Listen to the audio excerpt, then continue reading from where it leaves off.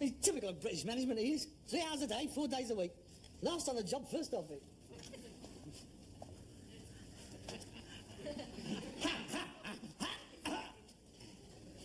I'm the chairman of the company. He's paying us a surprise visit. I was first. Tell me, Sir Albert, there is a rumour circulating the city that your company, with its interim 6-monthly balance sheet, will show a fantastic profit, instead of a comfortable 25 quid, of a staggering £72.50. Would you care to comment? Cobblers! Cobblers! How succinct! How do you spell that? C-O-B-B-B-L, yes, of course. Interesting. I also hear a rumour that you've been awarded, for the 3rd year running, a Queen's Award for indolence. You're too clean lazy to go up and get it. Look at him! The one-man think tank. This is the man who described the prognostications of Herman Kahn and the Hudson Institute as a load of old crap. Where have you been? Well, if you must know, I've been down to the cemetery to put some fresh flowers on your mother's grave. Liar! You've been at pictures. How do you know? Simple. You got chalk eyes on your choker, popcorn in your turnips, mustard and tomato ketchup on your face, and the chewed-up, knotted end of a hot dog skin dangling down the front of your cap. Obviously the result of an abortive attempt to flick it over the balcony. The game is up, Sir Albert. I advise you not to try anything foolish. Watson searches Harris for a cyanide pill. A right clever little dick, ain't ya? Well, it's obvious, isn't it? Every time you goes to pictures, you comes back home in a mess. Dirty, dirty. You ought to wear a cellophane bag with your head poking out the top. You could walk through the car wash on your way home. What do you think out of pictures in the afternoon? You're supposed to be working. I'll get in cheap in the afternoon. I'm an old-age pensioner. It don't cost the firm much, only a shilling. A shilling? I don't object to that. It's the 2 quids with your stuffs down your cake hole I object to. I'm going to the pictures.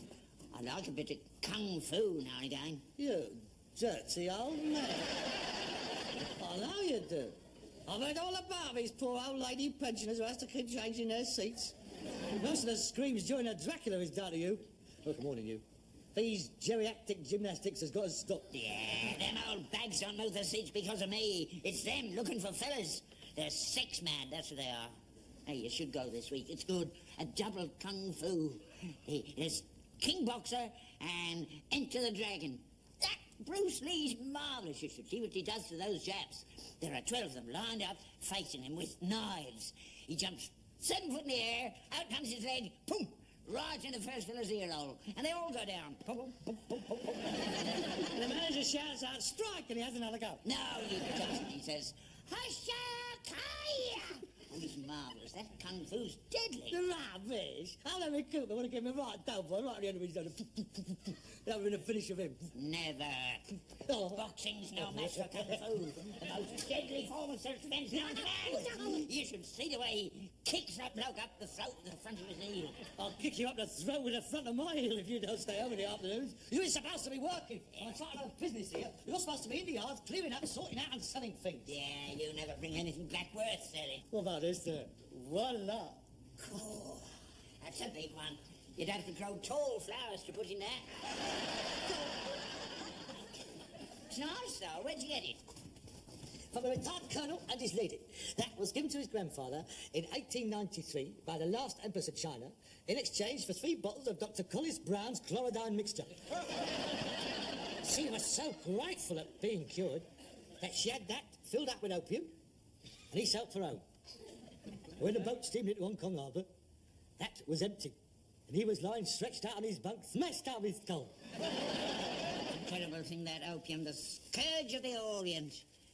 It comes from poppies, you know. Remembrance Day and that. I was down when it was. Poppy. Oh, God. Yeah. Mind a patina? I bet if that was full today, it'd be worth £1 million. What is there any left in it? Oh, gold. What pen and ink? What is it?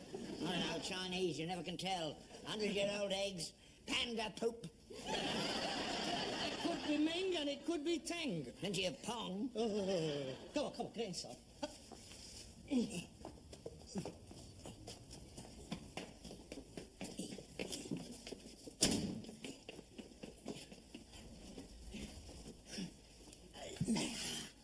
Oh, it's beautiful. Oh, the shape. It's dead right. It's got a certain patina. Go on, get a glass. Oh, it's Chinese, all right. 17th, 18th century. Oh, God, what? Here. Hold on. Here's something. H-A-N. Han. Han?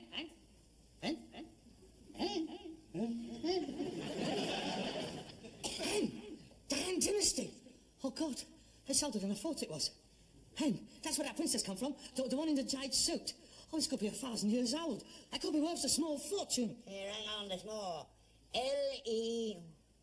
Lee. Lee, that's Chinese, Lee. No, it's not. It's Han Lee. That's near Stoke-on-Trent. It can't be. That's ours. That's where all the cars come from. Han Lee. Biggest bog makers in Britain up there they are. Han Lee staffs. He said it come from a summer palace in Peking. A picture palace in Barking. That's as far east as that's been. Half full of sand to put your dog ends in. How much did it cost you? Mind our business. Quid? 30 bob? Well, it cost me, it's well worth it. I mean, it's a beautiful piece. It could be very valuable. I mean, several British porcelain factories made such pieces as this, during the vogue for Chinese art, the 19th, 18th century. Slough stuff, Worcester, Chelsea. Not Hanley. Bogs, they make. It didn't only make bugs. I mean, by no stretch of the imagination can that be classified as a bug. Could be a Poe. How can it be a Poe? He would have to stand up on a chair to use it, would he not? Well, it could be a Poe to go under a tall bed. Have a danger of falling in with an antique, that, wouldn't it? Now, if anything, it is a stem ginger jar. I made it only, I grant you, back for the Chinese market. Well, I'm well satisfied with it. It's well worth the 25 quid, though. How much? Bob. You gave 25 quid for that load of old rubbish? Yeah, that's nice. We're taking that load of old rubbish up to Sotheby's. Nice, we'll get a couple of hundred for it. Hello. Don't take long for the news to get round the art world, does it? The stem ginger jar collectors is on the march. Now, Harold, don't do anything stupid. Don't let it go for anything under 30,000.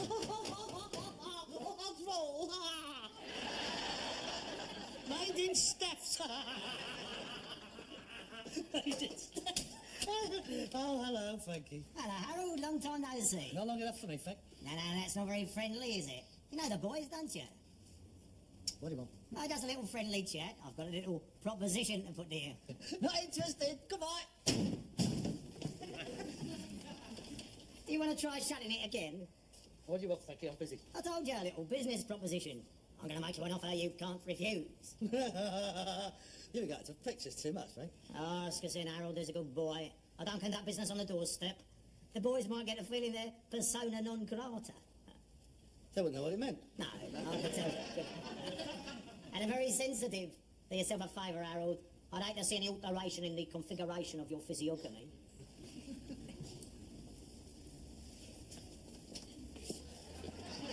Fine, mate. Mr. Steptoe. Nice to see you again. Yeah. Oh, what a lovely home you have. When did you get out? This morning. You didn't mind me bringing the boys round, did you? I've been regaling them about all the lovely things you have here. They couldn't wait to see them. Isn't our lovely home, boys? Lovely, lovely. Great connoisseurs, these boys. Yes. Very appreciative they are, too. Very knowledgeable. Always got their noses stuck in country life. What do you make of this, Robin? Here! It was a plate. There, you see, they know. Oh, yes, exquisite. Beethoven, isn't it? Eric, your favourite composer. Butterfingers.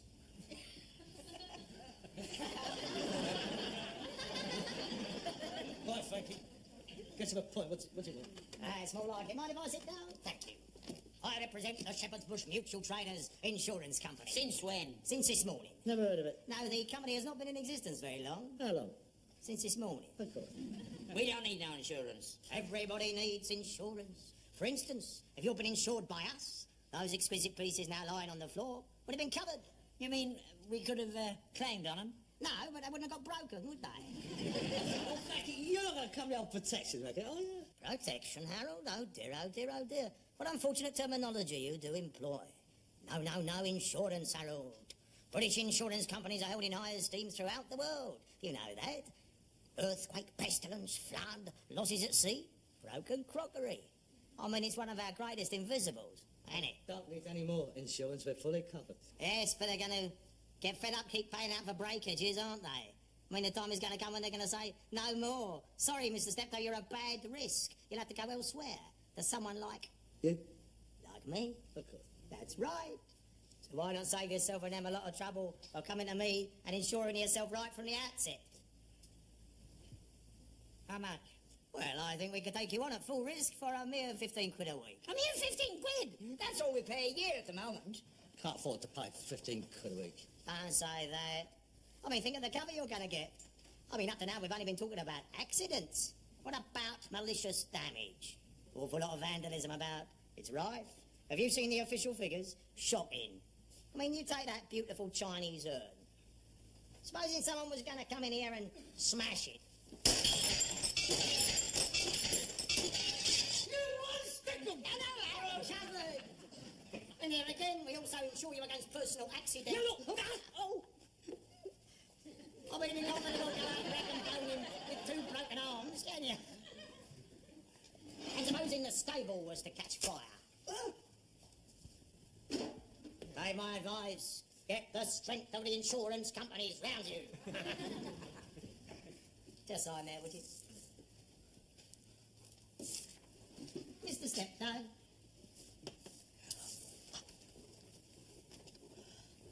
£15, please. Plus a VAT.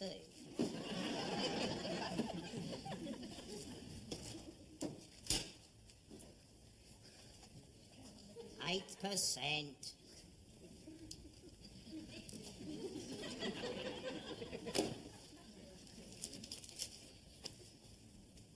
Will you settle for a quid? Sure. There you are, you even get your own personal little book. And just to make things easy for you, a man will come round each week, just like the Prue, and collect your premium. You have made a wise decision, gentlemen. It's been a pleasure doing business with you. Come, Eric, Robin. We have other calls to make before we can call it a day. An insurance man's life is not an easy one. It's a bloody profitable one now, isn't it? Oh,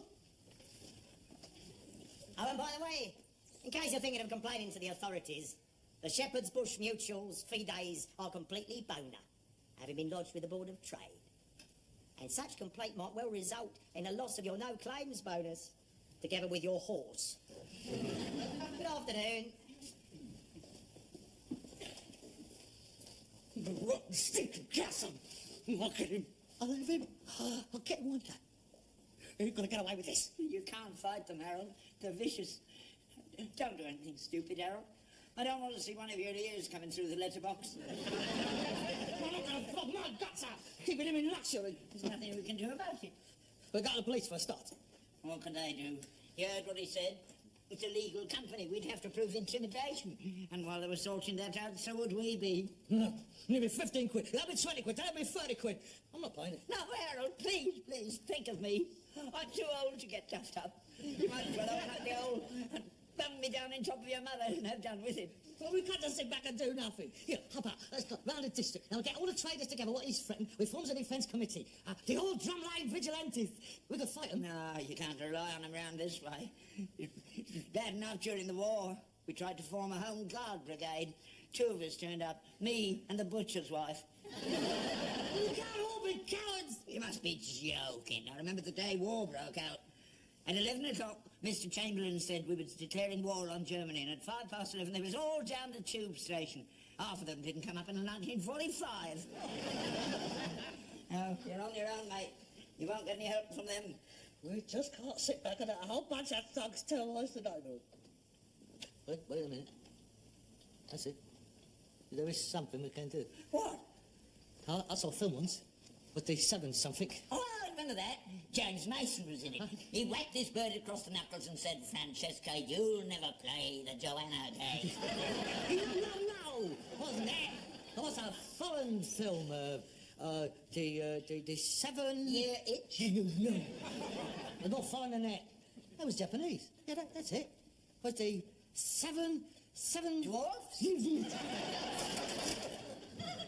The 7 Samurai. That's the one. Who was in it? Who do you think else cares who was in it? There was a tough samurai. Toshimo Mifune, that's it. Never heard of him.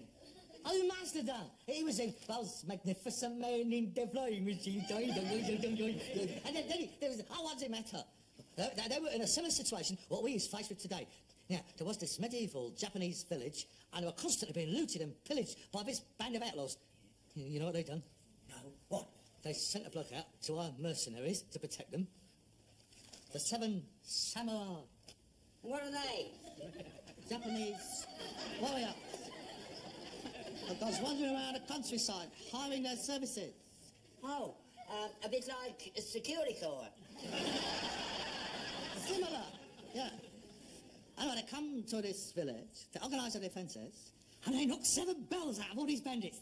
And everybody lives happy ever after, except the samurai. They got killed.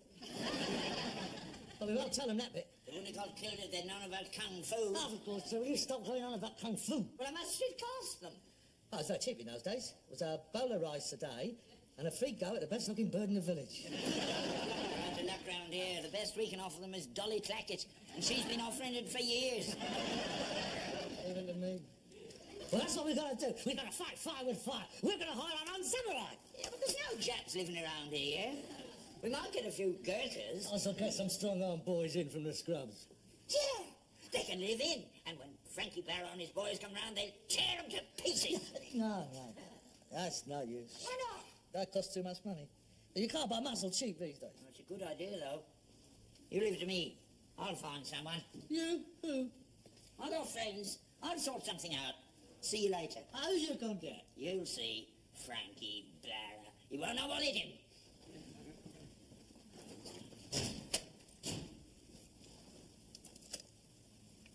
Hen. If I could find Lee, that'd be a start. Did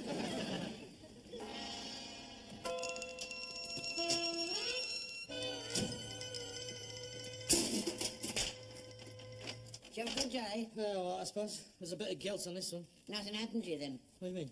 You weren't duffed up by Frankie Barrow's mob? No? Well, that's good, because today's collecting day.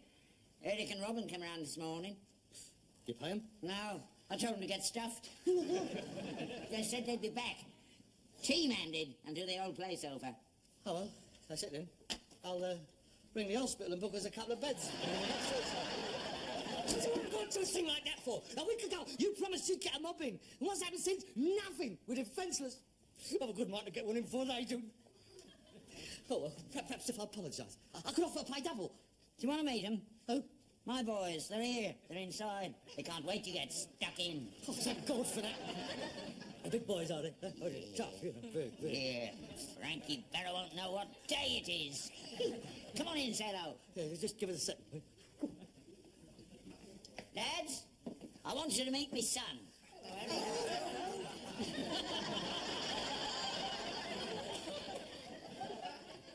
Tell me it's a joke. It's their grandfather, isn't it? That's them. That's my boys, the Magnificent Seven. There's no use. Why not? Well, he's older than you are for a start. I'll go ring the police.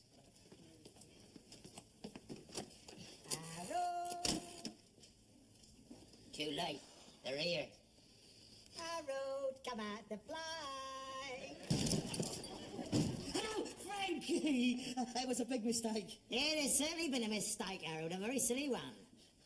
Yeah, well, you see, it was my father. I thought, I'll pay double. Yeah, I'd like to oblige you, Harold, I really would. Unfortunately, your silly old father put it around the bush that he told me to get stuffed, you see. So I'm afraid he's left me no room for manoeuvre. Would it be a restitution if I was to apologise? Well, I am normally in favour of a flexible response. Oh, God. But I'm afraid this is going to have to be the big one. Oh, God. To sort of put en corrige les autres. I thought we had an entente. Starting a stable, lads. Maximum damage. Don't do that if I was you. It's all right, Harold. We've been taking lessons. In what? You'll see. Need a need. Need a need. Come on, Snow White, let's get stuff.